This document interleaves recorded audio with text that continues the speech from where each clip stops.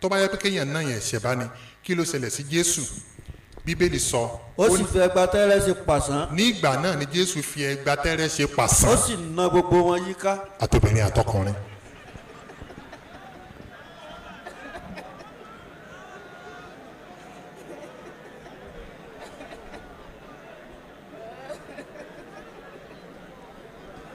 So my sister, kí ni decision yín? Èmi believe pé àwọn tó ń ṣe Bible yìí bó ṣe ń contradict. Atekbir. My sister has finally agreed that the Bible is full of contradictions. Bẹ́ẹ̀ bá wa gbẹ́rù ìwé tó wà bẹ́ẹ̀ déwájú Ọlọ́run, ó jẹ ìyà nípa bẹ́ẹ̀ share the Muslim. Ẹ ṣàdéhùn fọlọ́run. And the Bible says, prove all things and hold fast to that which is the truth. ẹ̀yin ò mọ òtítọ́. Òtítọ́ yóò sọ ẹ́ di òmìnira. I'm using this medium to renounce my religion. Atekbir. Wọ́n ní, I'm using this medium to renounce my religion and embrace Islam. Yes. Atekbir, adúpẹ́ fún Ọlọ́run. Wàláì láti ní títí tẹ́ fi máa jáde láyé ẹ máa dúpẹ́ fún Ọlọ́run. Amen. Because ẹ máa padà rántí ọ̀pọ̀lọpọ̀ nǹkan wà máa yé ẹ wo Sister Deborah nígbà tó gorí stage tó ń give testimony ṣé ẹ mọ̀ pé kò fẹ́ dákẹ́ mọ́ ẹ gbọ́ mi yé pẹ̀lú àwọn nǹkan tó ti rí Ọlọ́run ti ṣí ọpọlọ ẹ̀ bọ́lọ̀ ṣe máa ṣí làákà ìtẹ́yìn náà máa discover nígbà tẹ́ bá ń wọnú Islam lẹ́sẹ̀ máa rí i pé àṣà àti ṣìnà báyìí ẹ wá mọ nǹkan kan tí ó máa dùn yín irú bí èmi ṣe ń sọ fún yín ọjọ́ tẹ́yìn náà bá ń sọ fún àwọn kan tí wọ́n bá gbọ́ yín bó ṣe ń dùn èmi ńgbà tẹ́ ẹ gbọ́ yóò dùn ẹ̀yin náà my sister congratulations ẹ ti ready ẹ bá mi gbé àga wọn now at this juncture ṣé a rí àwọn tán tún láwọn ṣetán láti di mùsùlùmí please no ṣàgàmì wa ṣé a rí àwọn tí wọ́n ṣetán no àga yẹn tutù ok wọ́n ti ń gbàgà bọ̀ tí wọ́n ṣetán láti di mùsùlùmí please come over the stage so that ká ṣe conversion right once and for all sister mi ni olóríire àkọ́kọ́ she promised and she is ready to embrace Islam Allahu Akbar. Allahu Akbar. Kò yẹ ká ṣe máa sọ fún yín tẹ́ fi gbága wá o. The sister she is ready to embrace Islam. Mo ṣetán láti di mùsùlùmí. Pẹ̀lú tá à ń gbọ́ yìí o, wàláhì, àfi tí Ọlọ́run mọ̀ da ọpọlọ wa rú. Deborah sọ̀rọ̀ kan kó tó gbé microphone sílẹ̀. Ó ní my fellow Christian, open your mind, open your heart. Ẹ ṣetán láti di mùsùlùmí. Kò sí problem but you are ready to become a Muslim congratulations ẹ bá ń gbága wọn ẹ tó àwọn àga ẹ kó wà reasonable ẹ lọ jókòó ẹ tó àga ẹ kó wà reasonable ẹ kàn gbága kalẹ̀ ní ẹ tó.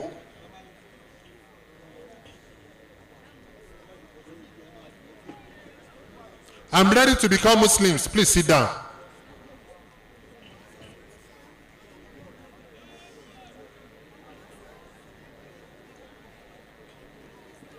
Kò sága. Mo ṣetán láti di mùsùlùmí ẹ jáde síta kí ẹ máa bọ̀ nínú àánú Ọlọ́run.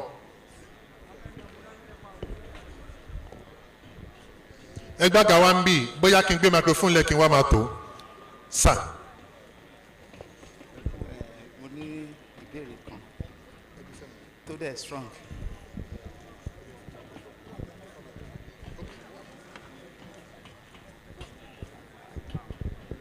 I'm ready to become a Muslim.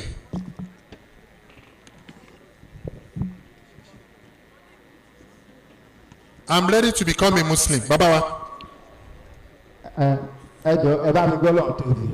Allahu Akbar. Mo rò pé mo convert sí Muslim ní ọjọ́ ìtúnu tí wọ́n ṣe sí ọjọ́ àwẹ̀ but question kan ó wá ń wù mí nínú. Ẹ fún wọn ní àga kí wọ́n má nà ró. tí ò tí ì yé mi dáadáa. Okay. question yẹn ni wọ́n máa ń sọ̀rọ̀ hellfire pé ọ̀run àpáàdì pé ó wà. Ọ̀run àpáàdì wà o. nǹkan tí mi ò fẹ́ lọ sí ọ̀run àpáàdì. lágbára ọlọ́run ẹ ti gba Islam. bẹ́ẹ̀ ni. I'm ready to become Muslims, please come out.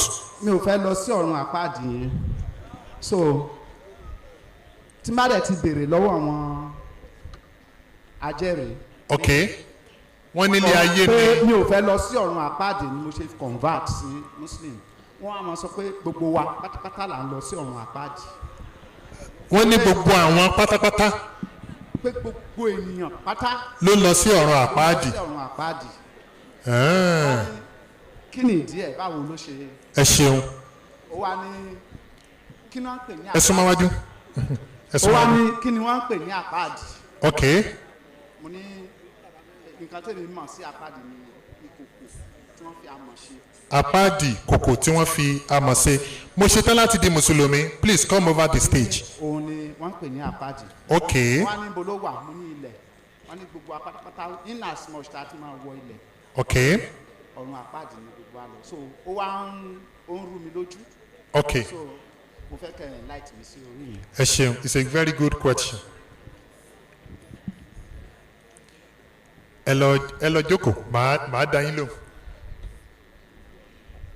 mo ṣetán láti di mùsùlùmí, I'm ready to become a Muslim. Allahu Akbar. àwọn èèyàn mà ti ń gorí stage, ẹ bá mi gbé títóbi fún Ọlọ́run. mo ṣetán láti ṣoríire ní àárọ̀ yìí, please come over the stage. Allahu Akbar. àwọn kan wà ní ẹ̀yìn agbo, wọ́n á máa wò pé àbí kí n lọ àbí kí n má lọ àbí kí n lọ àbí kí n má lọ àbí kí n lọ àbí kí n má lọ. wàláì ìwọ àti èṣù lẹ́ ń jà lọ́wọ́. tọ́ ọ bá wá síbí o ti borí èṣù. ọlọ́run mọ́sà ṣe rọrùn fún àwọn tí wọ́n ń ṣe èméjì láti borí èṣù. ẹ bá mi ṣàmì. I'm ready to accept Islam for the sake of my salvation. Please come over the stage. Allahu Akbar.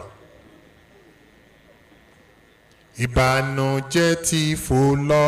pátápátá. ìbànújẹ́ ti fò lọ. yáyá. nítorí àwa gbẹ́kẹ̀ wa lé Allah. Allah ti sọ wá dọ̀tun. Allahu Akbar. ìbànújẹ́ ti fò lọ. pátápátá. ìbànújẹ́ ti fò lọ. yáyá. nítorí àwa gbẹ́kẹ̀ wa lé Allah. Allah ti sọ wá dọ̀tun. Allahu Akbar. ẹ bá ń gbé títóbi fún Ọlọ́run. Allahu Akbar.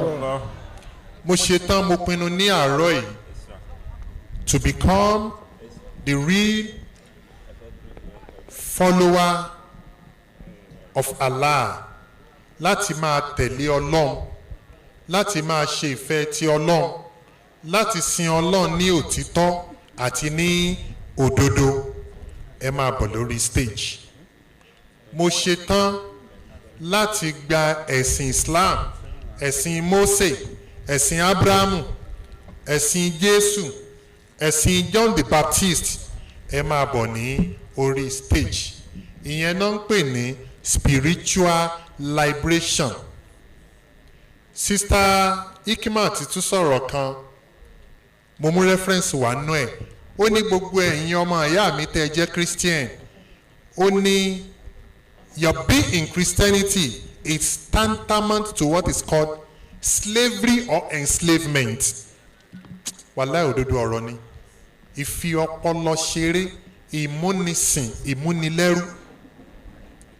ẹ̀yin sisters mi àti ẹ̀yin brothers tẹ́ ń darapọ̀ mọ́ Islam lẹ́nìí, mo kí n kú oríire, congratulations. You are taking the best decision of your life. bẹ́ẹ̀ ni ẹ̀yin bàbá mi àti ìyá mi, mo parọ́ àbí mi parọ́? ẹ̀ tí ẹ̀ dá mi lóhùn. They are taking the best decision of their lives. Wallahi. bẹ́ẹ̀ ni àbí bẹ́ẹ̀ kọ́? If you decide to embrace Islam this morning, you are taking the best decision of your life. bí èèyàn bá decide wípé mo fẹ́ di mùsùlùmí, ní àárọ̀ ìní ẹni yẹn ṣetán láti wọ ìjọba ọ̀run. There is no single place. Ẹ wo àwọn ìbéèrè tí a máa ń béèrè wípé níbo ni ó wà nínú bíbélì, níbo ni ó wà nínú báíbù, níbo ni ó wà nínú bíbélì tí wọn kì í rí ẹ̀rí mú wá. Definitely on the day of judgment, definitely on the day of accountability. Wàhálà ó pọ̀ o, àwọn èèyàn wò ọlọ́run ò ní jẹ́ ká ṣe wàhálà. Ẹni tí ò bá ti gbà fọ́lọ́run ó máa ní problem, ṣùgbọ́n ẹni tó bá gbà fọ́lọ́run there will be no problem. Eléyìí tí wọ́n fẹ́ ṣe, they are signing up for Islam, they are signing up for their creator. Àánú ọlọ́run ni. So do we still have more? Yes, people are still coming, they are still coming, they are still coming. Tí a bá wá kà ení èjì ẹ̀ta, èèyàn mélòó ló ti gorí stage wa ń bì? A dúpẹ́ fún ọlọ́run.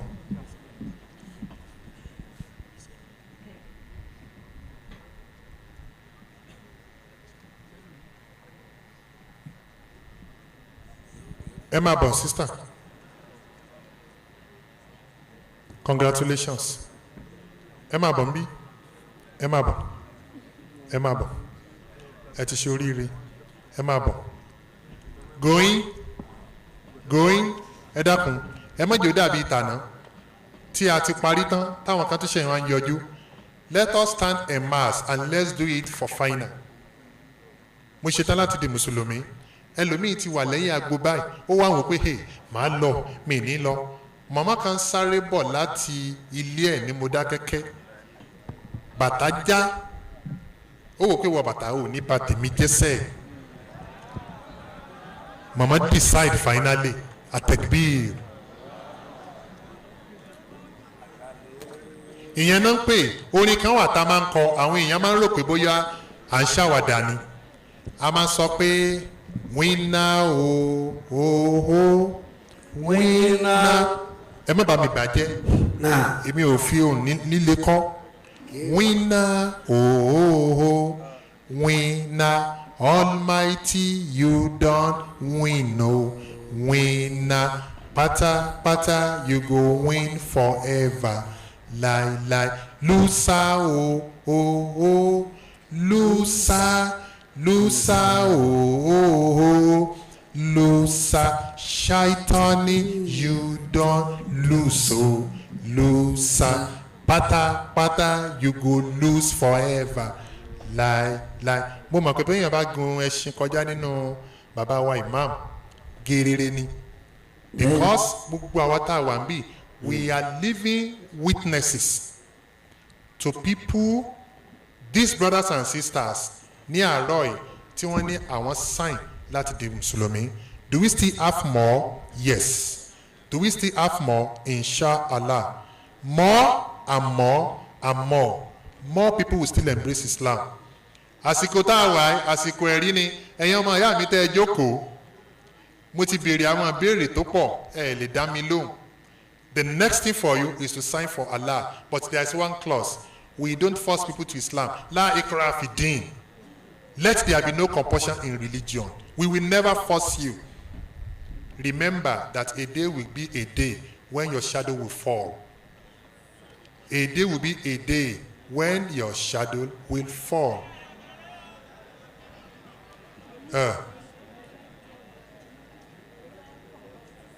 Islam.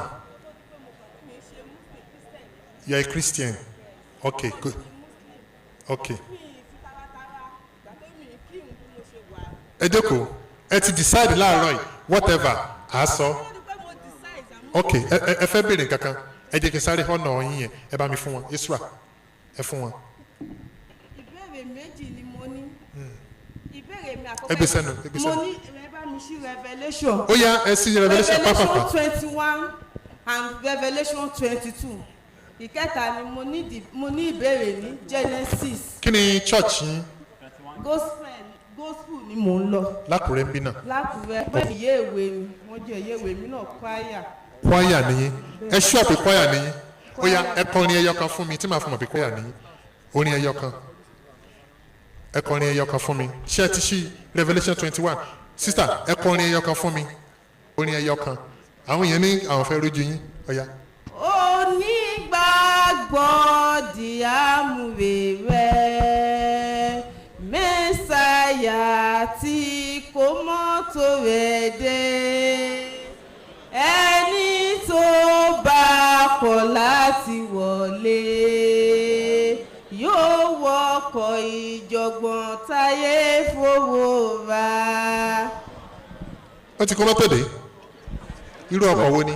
bóyá jeep. limousine. jeep Christians are funny people. wọ́n kọ̀ọ̀kan. àbí lot. rí Dánfótó pa síta. Jésù ló wá kọ́ èmi ní kọ́ńdẹ̀rẹ̀ mo ti rí Dánfótó pa síta Jésù ló wá kọ́ lọ́jọ́ yẹn. wọ́n kọ̀ọ̀kan náà alárinà ṣọlẹ̀ mímí máa jẹ́ ẹ̀mọ̀ yẹn.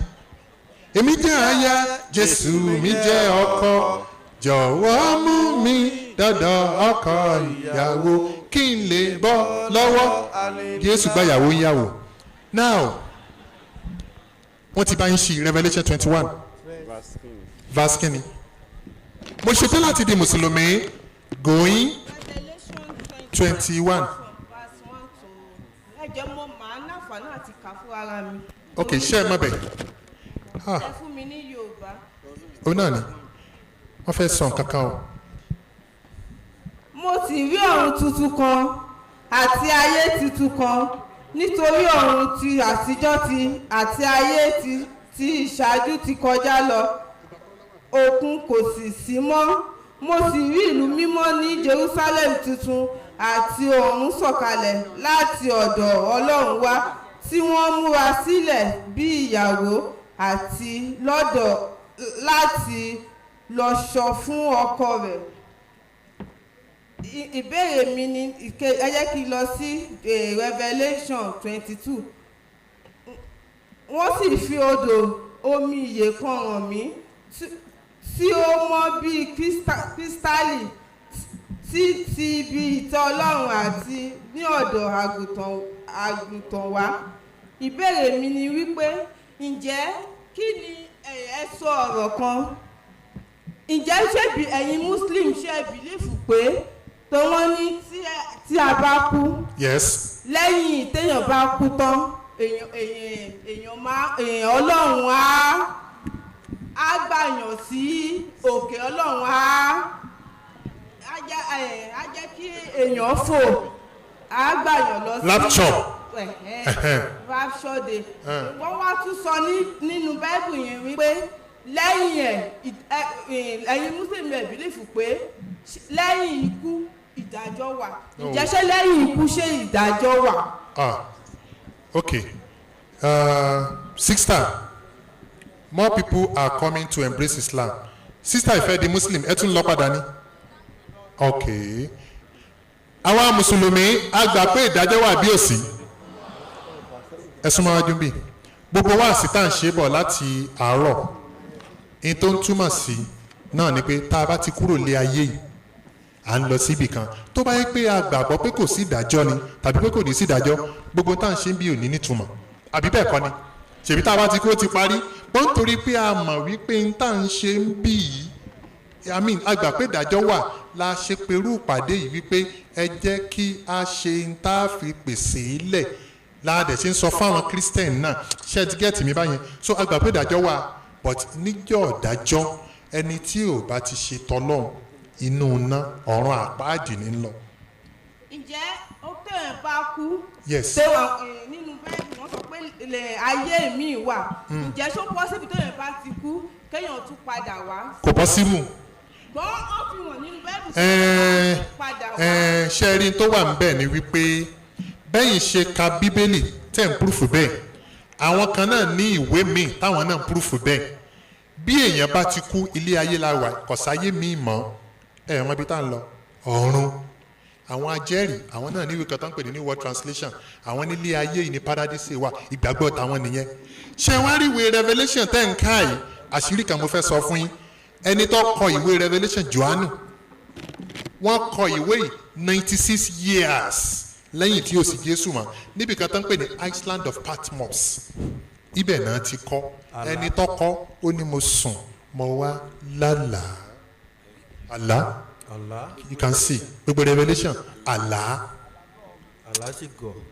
gọ̀ àlá dìdìrìn mo lálàájọ́ kan mo bá bára mi mo ní mo di president Russia àlá tí ò lè ṣe oorun orí kẹ̀kẹ́ mo ní èmi náà wá ń pàṣẹ mo wá lọ síbi tán kò nǹkan ìjà ogun sí pé ẹ̀yin ọmọ mi lẹ̀ Russia ṣáwàlá ní gbogbo ogun yìí mo jí báyìí mo bá rí wípé àṣàlá ni ó dùn mí bàjẹ́ mo ti lálàá kan ríjọ́ kan tí mo rí pé mo wọnú compound mi wọ́n wá lòdù dollars pounds inú mi wá dùn mo jí báyìí mo kàn rántí pé gbogbo owó tó wà lọ́wọ́ mi bóyá ló tó 2000 mo ní kí n sì máa lá lọ mo kàn rántí pé bí n bá lá lọ mi ì jí mọ́ kí n má lá lọ o àlágọ̀ sísítà mi ìwé téèyàn gbé lọ́wọ́ tó wá jẹ́ ìwé àlá it is nonsense and nonsensical bẹ́ẹ̀ bá rí àlá before tàlá lẹ́tà lẹ́mọ̀ rí lẹ́tà Paul sáwọn ará Corinthian Galatia Philippian Romans Hebrew ìyẹn yàtọ̀ sí alukur'an tí ọlọ́run bá àlékè ọlá fi rán nàbí Muhammadu bó ṣe rí nìyẹn bíbélì tẹ́ ń gbé lọ́wọ́ káàkiri ṣebí náà la kó kalẹ̀ ìtẹ́ ẹ̀ka ń bì tá a bá tún ka bòmí kò ní bára wọn mu ọlọ́run ò ń ṣe ọba confusion bí ó ṣe ọba àlàáfíà gbogbo wa yìí ò lè gọ̀ òun là ń establish gbogbo pastors àwọn pastor wà lára níbí wọn ní borí stage wa látijọ́ àti ń ṣe debate we have been given open invitations to learned pastors in this country wọn à lè jáde wá torí pé jọ́ tí wọ́n bá jáde ìkòkò ọbẹ̀ ó ṣe kí ni ọ̀fọ̀.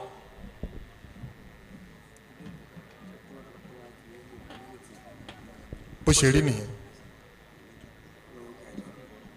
please ẹ bá wa mú àwọn forms sister mi ti gbà now mọ ọ kò sí mọ́ ẹ wá jókòó nbí èèyàn mélòó ló ṣe tán láti di mùsùlùmí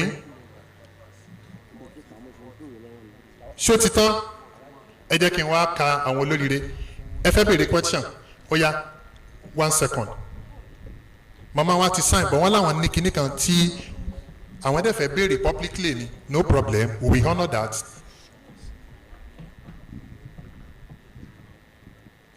ó yá ẹ bá wa kó more forms form yẹn wà ní ẹ̀yìn mọ́tò mi ẹ fún ọ ní microphone ẹ pẹ̀lẹ́ màmá wa àkọ́kọ́ náà mo kí n kú oríire congratulations ẹ ní padà sínú Christianity mọ́ ẹ sọ pa mí ẹ ní wọ́ọ̀kù mọ́ ẹ sọ pa mí ó yẹ béèrè béèrè yín. béèrè tí mo fẹ́ béèrè èèyàn náà péré ni. just one.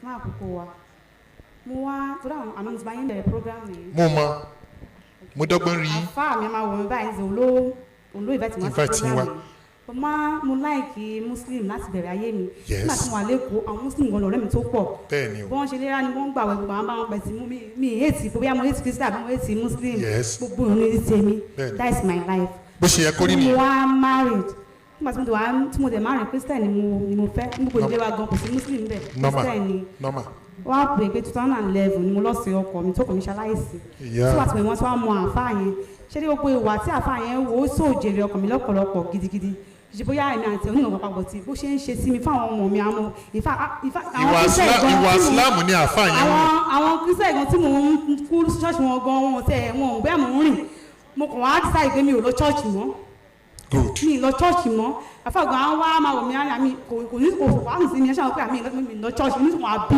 mi ò lọ ṣọ́ọ̀ṣì yẹn mọ́ ìgbà tó kó ní ọkọ ẹ̀sùn máa di ẹrù tó ṣe mi ẹ̀ máa dìde mi lórí bí àdáwọ́ lórí gbá yìí ni máa rò pé ìyá ìfẹ́ o kò dáwọ́ sórí gbá bàṣà ọ̀gá kí ni mo kún wọ̀nyí if na mo ra ọkọ̀ tó pè ní ọ̀tà kan sínú church ọkọ̀ tí mo ṣe yẹn wọ́n á ní mi ò tí ì ṣètò náà ni kí wọ́n rò pé mi ò lọ church mọ́ but any program tó fẹ́ ṣe bàṣà máa attend sí program bàṣà máa ń lọ so ìyá tí wọ́n á láwọn ní pé àwọn pásítọ̀ sọ nípa ògbé níyàn Ọlọ́run tí wọ́n ń sọ pé àwọn ò ṣe Christian mọ́ ìfà tó yà mí lẹ́nu àná ọmọ tí fẹ́ẹ́ di Islam lánàá bọ́ wọ́n rò pé kò tí ì yé mi.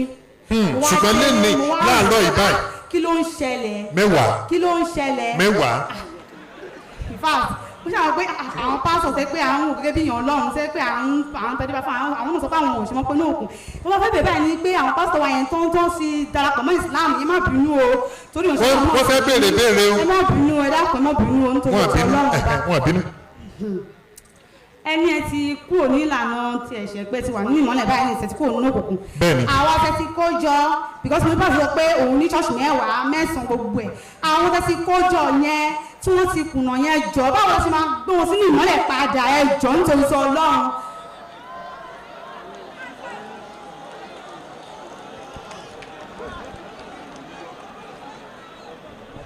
mo ṣetán láti di mùsùlùmí last chance. This is former pastor Awoshina.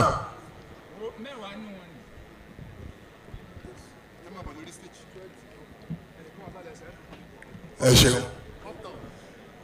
mi ò ní mo ní chọ́ọ̀chì mẹ́wàá márùn-ún ni pẹ̀lú àṣẹ Ọlọ́run ní Redeemed Christian Church of God kó o tó lè di area pastor o gbọ́dọ̀ ní chọ́ọ̀chì mẹ́ta lẹ́yìn mẹ́ta tó bá ti dé márùn ó ti ń wọ zone nìyẹn náà so ṣe rí èmi tí mo ṣẹ̀ṣẹ̀ di mùsùlùmí ní ọjọ́ títí èní àánú Ọlọ́run ló lémi náà bá Edo province 2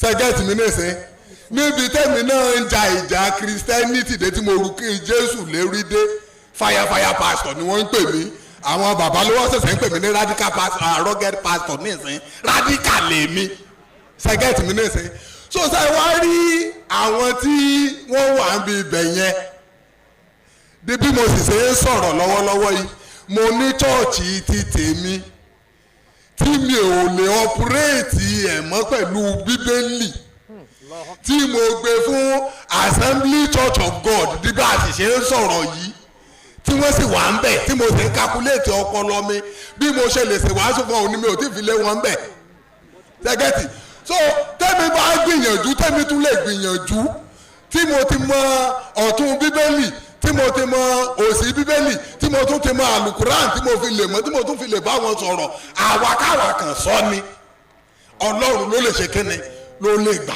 wọ́n mọ̀mọ́ ti tèmi ní ìsìn prophet ní ní kérúbù àṣẹráfù ṣùgbọ́n nítorí pé ẹ̀sìn Islam kò ní ká fọ́ọ̀sì anybody gba ẹ̀sìn sọ́ni eléyìí tó kù ọwọ́ Ọlọ́run ló wà ṣé mo wá lè fọ́ọ̀sì mọ̀mọ́ mi náà ní ìsìn so ẹni tó lọ́n bá gbà ó dàbí àjẹ́ tó pa àyàn ni ẹni àwọn tó fẹ́ pa ó ti pa wọ́n at the end of the day òun ṣẹ̀ṣẹ̀ repent àwọn tó pa ló ń ṣègbè